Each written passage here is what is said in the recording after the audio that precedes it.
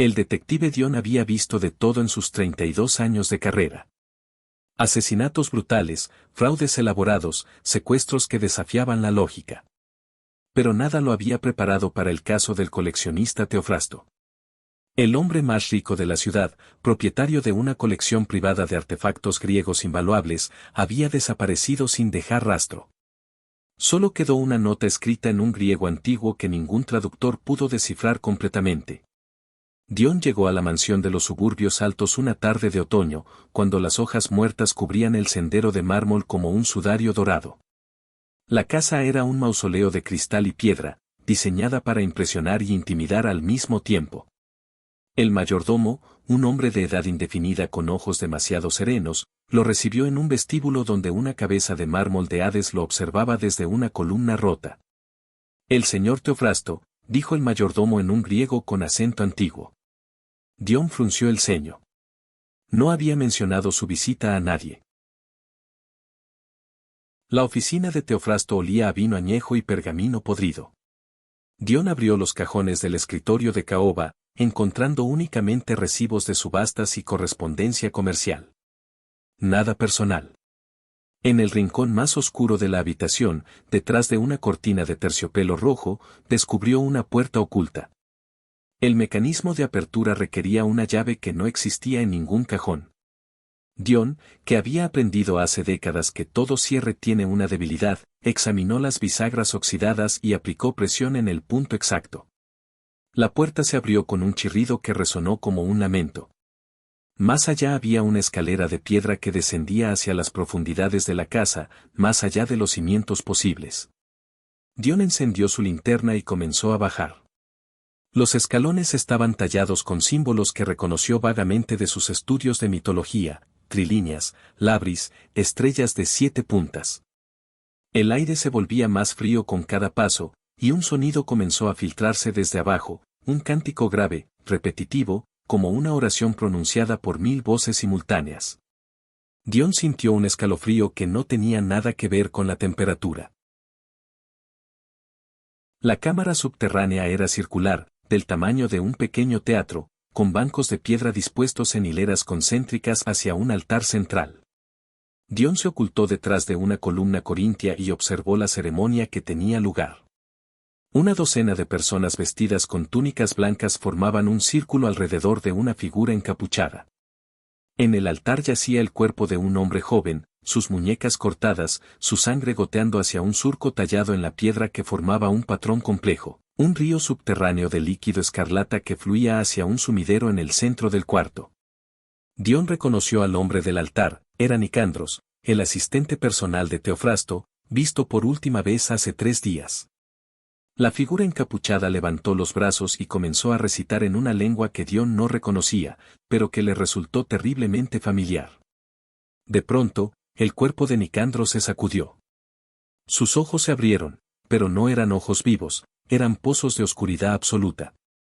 La voz que emergió de su garganta no era la de un hombre. He esperado mucho tiempo, dijo con una resonancia que hizo vibrar los huesos de Dion. El coleccionista me trajo las piezas. Ahora necesito su alma para completar el pacto. Dion retrocedió lentamente, pero su pie rozó una piedra suelta. El sonido resonó en el silencio sepulcral. Las haz de las figuras encapuchadas se giraron hacia su posición. Un intruso, anunció la voz que ya no era humana. Otro mortal que busca respuestas donde solo hay muerte.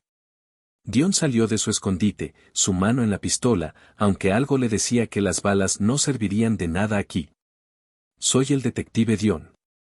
Estoy investigando la desaparición de Teofrasto. ¿Dónde está? La figura encapuchada rió, un sonido que parecía provenir de las profundidades de la tierra misma.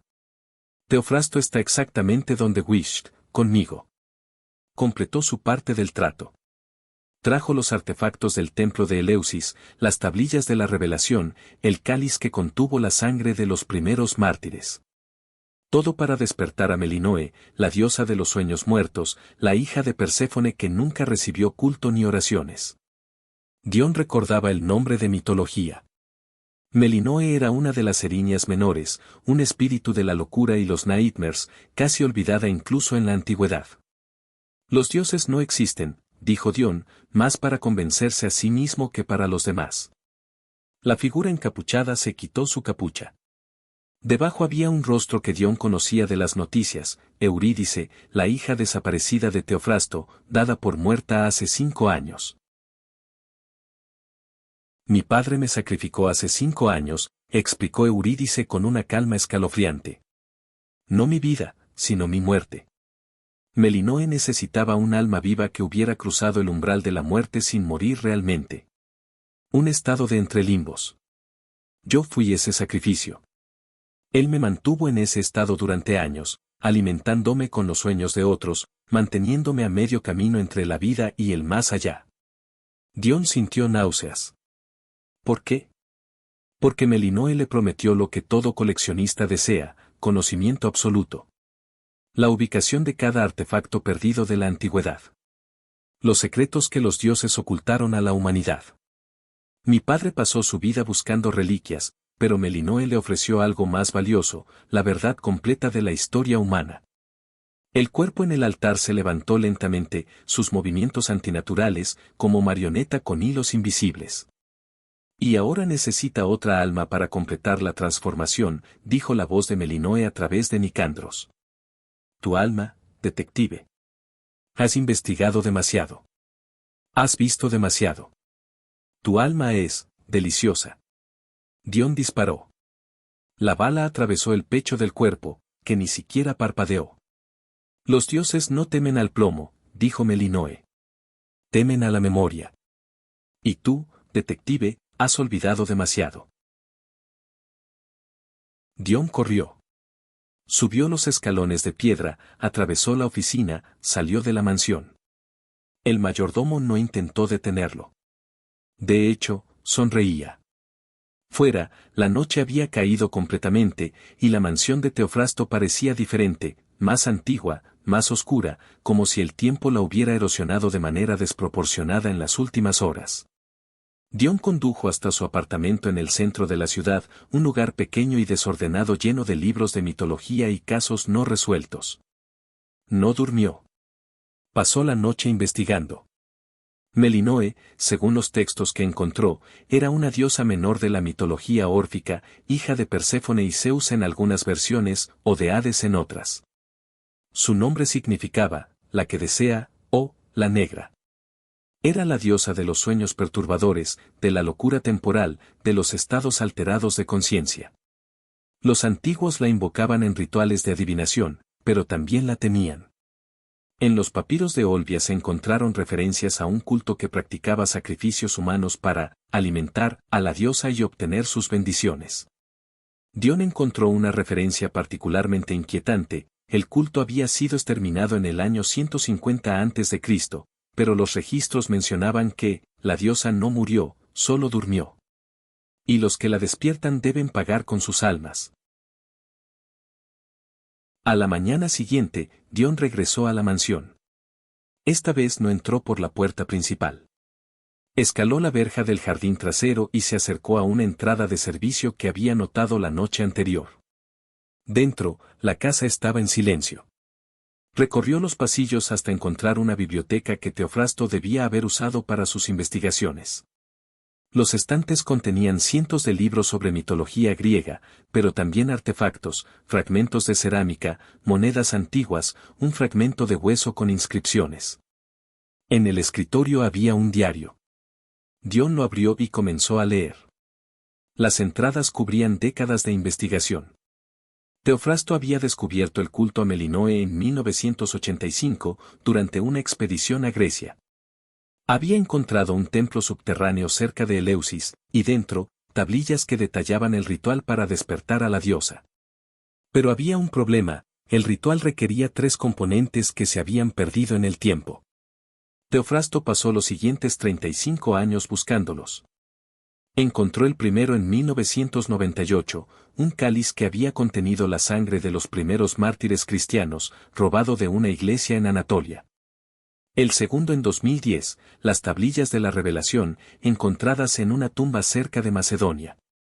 El tercero, el más difícil, lo encontró hace apenas 6 meses, el espejo de Perséfone, un artefacto que se decía reflejaba no el rostro, sino el alma. Dion encontró una nota adhesiva en una de las últimas páginas del diario: el espejo está en el museo de la ciudad. Exhibición permanente, sala 7. Nunca lo habrían prestado. Debo tomarlo esta noche. La nota estaba fechada 3 días antes de la desaparición de Teofrasto. Dion fue al museo. La sala 7 contenía artefactos de la Grecia clásica, pero no había ningún espejo. Preguntó al encargado, un hombre anciano con gafas gruesas. El espejo de Perséfone, dijo el hombre, y su expresión cambió. Ese objeto fue prestado hace una semana a un coleccionista privado. No deberíamos haberlo hecho, pero el hombre tenía conexiones. Dion obtuvo el nombre del coleccionista, no era Teofrasto. Era alguien más. Regresó a la mansión con esta nueva información y esta vez exploró el sótano, donde encontró algo que le heló la sangre: una cámara llena de fotografías. En todas aparecían mujeres jóvenes, todas con la misma expresión de confusión y terror. Debajo de cada fotografía, un nombre y una fecha. La más reciente era de 3 días antes. Eurídice.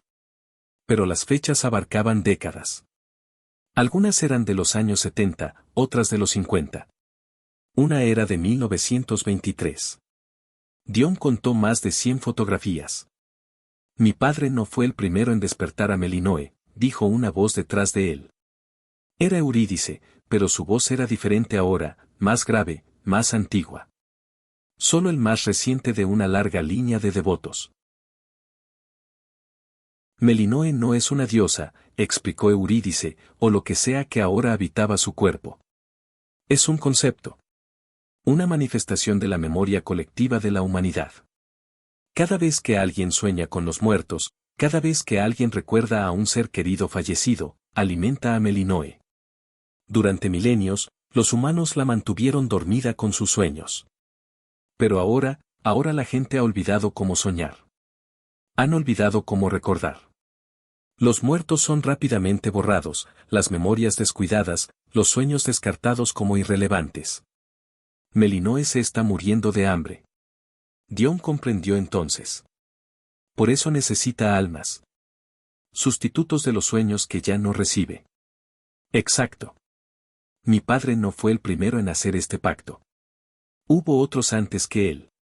Y todos ellos, bueno, ya conoces el destino de los coleccionistas obsesivos. Melinoe los consume eventualmente. Sus almas son más nutritivas que las de los comunes mortales. Tienen más memoria. Más pasado que recordar. Eurídice se acercó a Dion. Sus ojos eran pozos de oscuridad absoluta. Tú también tienes muchas memorias, detective. 32 años de casos. Cientos de víctimas. Cientos de asesinos. Tantos nombres olvidados que llevas en tu interior. Serías un banquete. Dion no huyó. En lugar de eso, hizo algo que no había hecho en décadas: confiar en su instinto, pero también en su mente. Melinoe necesita 3 cosas para despertar completamente, dijo, ganando tiempo. Los artefactos, un alma en el umbral, y, algo más. Un testigo. Alguien que observe el despertar y lo recuerde. ¿Verdad? Eurídice se detuvo. ¿Cómo sabes eso? Lo encontré en los textos. El culto de Olbian no solo sacrificaba víctimas, también reclutaba testigos.